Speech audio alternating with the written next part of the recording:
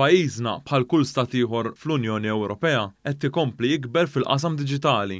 Dan intqal mill-Ministru fl-Uffiċċju tal-Prim Ministru Carmelo Abela u mill-Membru Parlamentari Ewropew tal-Partit Laburista Elix Saliba waqt diskussjoni pubblika dwar l-ekonomija diġitali.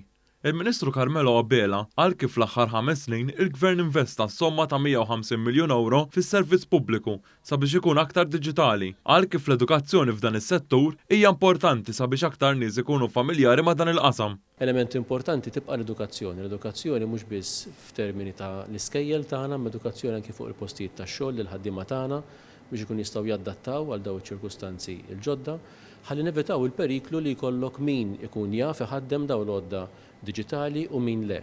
L-Ewroparlamentari Elix Saliba qal kif l-istituzzjonijiet Ewropew għaddej ħidma sabiex tgħaddi leġiżlazzjoni sabiex tipproteġġi aktar il-konsumatur meta jixtri online. Qal kif 55% tal-ġugarelli li jinxtraw b'mod online mhumiex skont l-istandards tas-saħħa u s-sigurtà, filwaqt li 65% tal-prodotti farmaceutiċi mhumiex konformi mal-istandards Ewropew u għalhekk jeħtieġ iżjed regolar. Aktar protezzjoni l-ewwel nett tal-konsumaturi tagħna meta jkunu qegħdin jużaw dawn il-pjattaformi diġitali li saru daqstant importanti fil-ħajja tagħna bħal Facebook, bħal Twitter, bħal Instagram, huwa importanti li aħna jkollna ċittadini tagħna meta jużaw dawn il-pjattaformi u l-qasam diġitali jkollhom l-istess livell ta' protezzjoni bħal meta jkollhom fid-dinja offline, meta jkunu fil-pjazzezz fit-toroq tagħna.